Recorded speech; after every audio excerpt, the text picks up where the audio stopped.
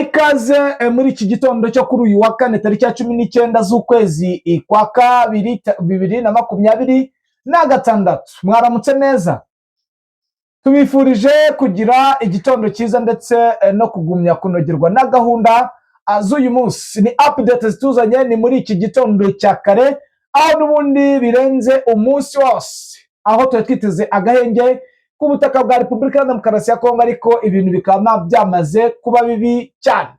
Nguhaye ikaze rero aho turi bwakira umuroko Informa akatubwira uko byifashe.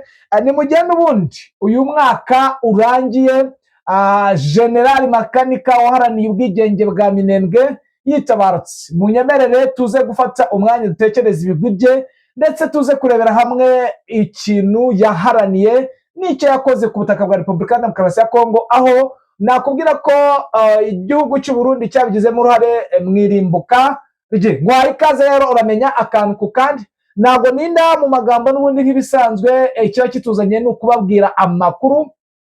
Ibyo ngibyo nkubwiye nibyo tugiye kwibandaho ndetse turi bunagarukeho. Reka ariko ngushimire wowe wahisemo kubana natwe. Ikindi nawe ukitwumva bwa mbere, nta kindi usabwa no gukora kuri subscribe, like, share, bityo nawe ukiyongera mu mubare w'abanyamuryango babona update zigezeho kandi zicukumbuye zizewe.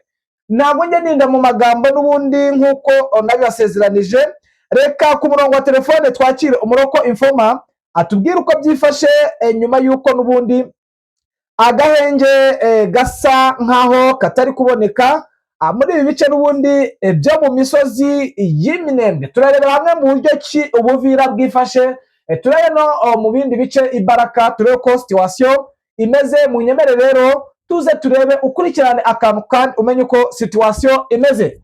Bwana Bizima, waramutse neza? Waramutse neza. Reka dukubite tubangura nk'ibisanzwe n'ubundi ikiba kituzinduye ndetse cyatumye tutaryama nk'abandi, ni ukugira ngo tugeze amakuru acukumbuye kandi yizewe, n'ubundi kugira ngo tubapdatinge. Byari byitezwe ko n'ubundi ari umunsi wa kabiri agahenge kabonetse. Aka ni agahenge n'ubundi katangajwe na Perezida wa Repubulika ya Demokarasi ya Kongo, aho yakagiranye n'ubundi na Joao Lorenzo, wari umuhuza ukomeye kuko yarakuriye umuryango wa Afurika zunze ubumwe, ubu wasimbuwe na Evariste Ndayishimiye. Bigaragara ko n'ubundi Ndayishimiye yari bube ari nk'umuntu kuko wari ufite akaboko gakomeye cyane ku butaka bwa Repubulika ya Demokarasi ya Kongo, ahubwo kugira ngo noneho ibintu bijya mu buryo bikaba byazambye. Bivugwa ko noneho Evariste Ndayishimiye yongereye ingabo nyinshi cyane cyane mu misozi ya za Uvira, aho bazamukiye mu misozi ya za Munanira, Muramvya. Nkaba nkubwira ko nakiriye amakuru akomeye yuko n'ubundi za Ruhuha imirwano ikomeye ndetse bakaba bafunze ino nzira, bigaragaza ko kuri Poezeho yabaye isibaniro. Bwana Bizima, biramutse bite mbere yuko tujya mu bindi bice? Ndashaka ko twitsa kuri Minembwe ahakomeje kuba ikibazo, kuko maginga ya ubu mwaka urashize Makanika atabarutse, intwari ya Minembwe yaharaniye ubwigenge bwa Minembwe, ndetse akaba yarimbuwe n'indege yaturutse i Bujumbura ku kibuga cy'indege cya Melchior Ndadaye International Airport.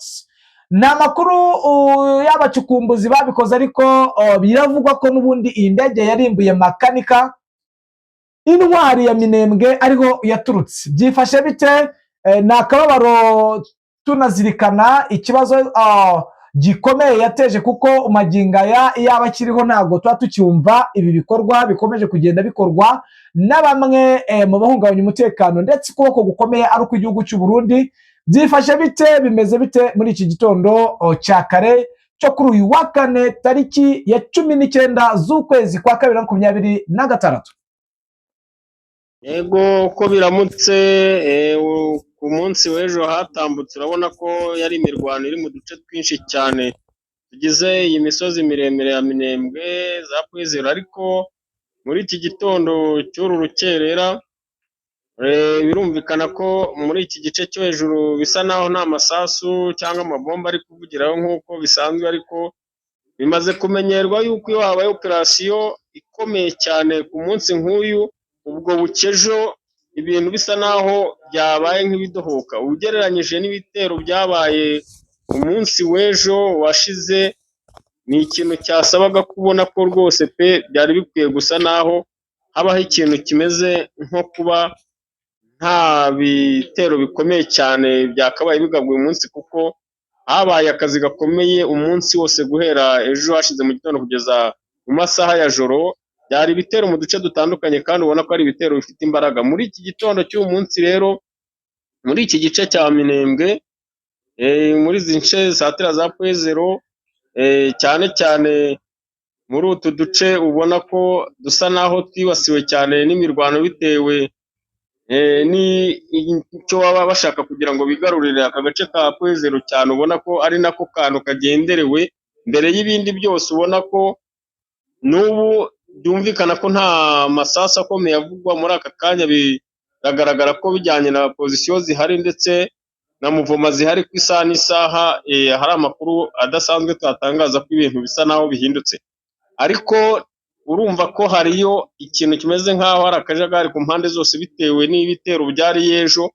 Urabona ko nta organization ikomeye cyane ku mpande zose bitewe n'uko basa n'abari kwisuganya ku mpande zose bijyanye n'ibitero bagabye ejo, mu buryo bashakaga kwigarurira uduce twinshi twa hariya muri iriya misozi ya Minembwe. Bwana Bizima, uyu ni umunsi urenzeho ku munsi watangajwe w'agahenge. Magingo aya urabona aka gahenge kari bwubahirizwe kuri ubu butaka bwa Repubulika ya Demokarasi ya Kongo? Agahenge nta n'akazigera kanahaboneka, kuko biravugwa ko ari ibintu bisa n'ibiri mu masezerano kandi bagomba kubahiriza ku mpande zombi, ariko ntabwo ari ibintu bishoboka, kuko ujyanye nawe urebye ibintu biri kubera inaha n'uburyo bitegura urugamba mu buryo butangaje, urabona ko nta gahenge gateganywa, ndetse n'iyo wagapororonja mu gihe cy'ukwezi wabona ko nta kazigera kabaho, keretse habaye gutsindwa ku ruhande rumwe rwose bagasa naho babivuye, ariko ubundi ibijyanye n'amasezerano y'agahenge biri ku magambo gusa, ntago mu bikorwa ubona ko hari n'ibiteze kuzabaho. Bwana Bizima, usibye imirwano iri kumvikana hafi na Pwezero itaremereye, watubwira deployment zikomeye cyangwa zikaze zakozwe muri iki gitondo, cyangwa nimba habayeho kuzana intwaro mu bice cyangwa ibindi bikoresho bitandukanye bya gisirikare? Waba hari amakuru wari wabona muri iki gitondo cya kare? Yego, urabona ko byanze bikunze hari uduce basa naho ku ruhande rwa FARDC babona ko bakeneye gusa naho bafata. Nk'ubu bari uduce basa naho baherereyemo bo basa naho ariho pozisiyo zabo ziri, ni kwa Murima, Nguri, ujya Bibogobogo, niko gace basa naho bahinduriyemo pozisiyo zabo bijyanye naho bari basa naho bavuye muri utu duce twa Bijombo, Twaksi ndetse na Kundondo. Urabona ko utu duce basa naho batuvuyemo kubw'imirwano y'ejo hashize. Utu duce barimo rero urabona ko pozisiyo zabo bari kuzubaka cyane, boherezamo n'ingabo zindi zisa naho zijya gutanga sapoti, mu buryo ubona ko n'ubundi bari kwitegura ibitero, ku buryo umunota uwo ari wo wose ushobora kumva ibintu bihindutse muri kano gace n'ubundi baherereyemo. Bwana Bizima, sinzi nimba hari amakuru ufite y'Ibaraka. Ibaraka byifashe bite? Baraka ikintu kiriyo cyane ni ukubona ko ari nk'ikikango, kubera ibitero biri kubera hejuru yabo, ndetse kandi ubona ko mu duce twose n'utwo muri Plaine Rusizi hasi hose ari imirwano, ubona ko basa naho bakangaranye kandi bazi ko intumbero ikenewe ku buryo burenze ari Baraka, kuko igice cyose cy'iriya mihanda iva Uvira werekezayo hariya za Makobora, ubona ko aka gace ka Sange karimo imirwano muri iki gihe, kandi ubona ko bisatira amayira asa naho aganayo. Urabona ko hari ikibazo cyane cy'ubwoba yuko isaha n'isaha 23 haramutse hagize pozisiyo muri turiya duce ziri za Runingo n'ahandi banka basubiye inyuma, bashobora gutakaza amahirwe yo kuba bafite ubwoba ko wabona Baraka naho ibitero bisa naho bibasatiriye, kandi ubona ko ariyo ntumbero ya M23, baramutse kuri akote ya FARDC baramutse basa naho batsinzwe urugamba. Bwana Bizima, uri kumbwira mu bice n'ubundi biri hejuru y'umujyi wa Uvira. Umujyi wa Uvira ubu ngubu ufitwe nande? Umujyi wa Uvira n'ubundi aha nkubwiriza za Sange niho ziherereye, nibyo nasaga n'ugusobanura ko uriya muhanda werekeza Baraka urabona ko hari hakirimo muvoma, nubwo byari bigoranye ku modoka zava Uvira cyangwa Baraka zikanga ko zishobora kuraswa na M23, ariko urabona ko intego M23 isa naho ifite, irashaka gusa naho igenda igafunga neza igahuza n'amazi ari Tanganyika. Urabona ko byanze bikunze nicyo kiri gutera ikikango abantu bari Baraka. Baraka rero byanze bikunze bitewe n'agace iherereyemo, urabona ko harimo intera uvuye Uvira, ariko ni ikintu iteka biteze ko gishobora kuba yabahindukiraho bijyanye n'uko ari umujyi usa naho uri gutegura operasiyo zose ziri kubera muri izi nce, kandi ubona ko urimo ibikoresho byose biri gukoreshwa mu ntambara ziri kubera muri aka gace. Naho ikijyanye na Uvira, Uvira iracyagenzurwa n'ubundi na Wazalendo zayisigayemo, ndetse bigaragara ko itanameze neza muri uwo mujyi rwose, kubera kutumvikana cyane n'imyanzuro bihaye yo kutava mu mujyi, kandi bari bemeranyije n'ingabo zindi zose ko zivamo. Urabona ko harimo akajagari cyane n'urwikango ku baturage kubw'umutekano muke bitewe na Wazalendo irimo, kandi uzi Wazalendo ahantu isa naho yihariye ihagenzura ifite abandi bantu badahuje imyumvire, ko biteza ikibazo cyane cy'intambara za hato na hato. Bwana Bizima, hari amakuru ufite y'Imasisi naho ko bivugwa ko imirwano izindutse kandi ikomeye bitewe n'imikoranire mugirana n'abantu bo muri biriya bice? Biriya bice agace kavugwamo imirwano guhera ejo, kandi nabwo byari uko, kuko ni ahantu ubona ko ari FDLR isa naho nayo yabyukije umugara rwose mu kugaba ibitero cyane ku birindiro bya M23. Binavugwa ko muri iki gitondo cy'uyu munsi bashobora kuba noneho FDLR yagabweho ibitero bitewe n'uko basaga naho basatira agace gatuwemo bava mu misozi ya za Gatoyi, ahantu hari amashyamba manini cyane, ubona ko kugira ngo izi defense zabo zivemo ari ibintu bisaba imbaraga cyane ku ruhande rwa M23, ku buryo bashobora kuba babazibira bakabafungira amayira abaha kugana mu nce zituwe gushaka ibyo kurya, ubwo ubwabo akaba aribo bisenyera defense, kuko amashyamba yaho asaba pozisiyo ifatika ifite ingabo nyinshi, ku buryo ishobora kwinjira muri ayo mashyamba kugira ngo ibashe gukuramo umwanzi urimo bitewe n'ingano yaho. Bwana Bizima, sinzi wenda ibyo naba nibagiwe kukubaza wambwira kugira ngo dusoze, ariko mbere y'uko wenda utubwira ibyo waba wibagiwe, umwaka urashize Bwana General Makanika yitabye Imana, waharaniye uburenganzira bwa Minembwe. Magingo aya ndumva ikintu umuntu yakora, wenda twafata akanya gatoya, ariko umuntu uwo ari we wese nzi yuko amuzi mu bikorwa bya gisirikare, uburyo yarwanye ku bwoko bw'Abanyamulenge, ndetse nanabwira buri umwe aho ari hose ko yagira ubutwari cyangwa yakwigira ku mutima General Makanika watabarutse yaba yaragize. Bwana, hari ibikorwa bidasanzwe wenda uri kumva bizirikana iyi ntwari yakoze ibidasanzwe muri kiriya gice cya Sud Kivu? Sinavuga mu Minembwe gusa, ariko azwi neza muri Sud Kivu.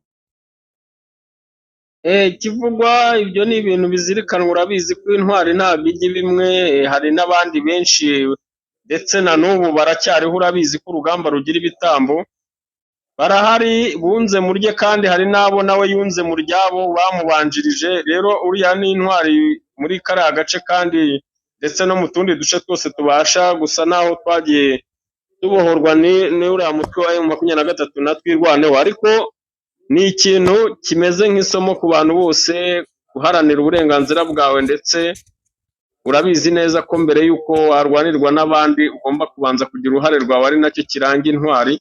Rero hari benshi cyane, hari n'abato bamuri inyuma, kuko urabona ko bahagaze ku butaka na magingo n'aya bakaba batarabutsimburwaho, ndetse ntibapfire gushira nk'uko byari bimeze. Niwo wari umugambi w'iyi ntambara, kwari ugutsemba bari Abanyamulenge bose bari muri turiya duce, ndetse ku buryo n'izina ryabo hari ritazibukwa, ariko ntibyakunze kubw'abana bateye intambwe mu y'uwo mugabo uvuga, ndetse n'abandi bamubanjirije, kandi intwari ziracyahari mu Minembwe n'ahandi hose muri Sud Kivu na Nord Kivu, kuko ziyemeje kubohora n'uburenganzira bwabo muri iki gihugu.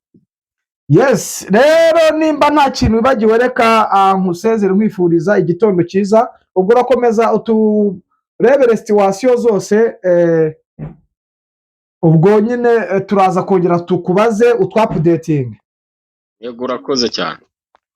Yes, namwe bakunzi bacu rero nari nabasezeranije ko tubabwira indege yishe bwana General Makanika ni indege n'ubundi yaturutse ku kibuga cy'indege cya Melchior Ndadaye, bivugwa ko n'ubundi ariho yaturutse. Benshi bagendaga bavuga ko yaturutse Kisangani, ariko biravugwa ko yaba yaraturutse ku kibuga cy'indege cya Melchior Ndadaye. Ese iyi ntambara irahagarara? Ese agahenge kari buboneke? Natwe turabaye kugira ngo tujye tubapudetinga nk'uko twabibasezeranye. Reka tubashimire tubifuriza kugubwa neza muri iki gitondo cyo kuri uyu wa kane. Ciao, Imana ikomeze ibane namwe.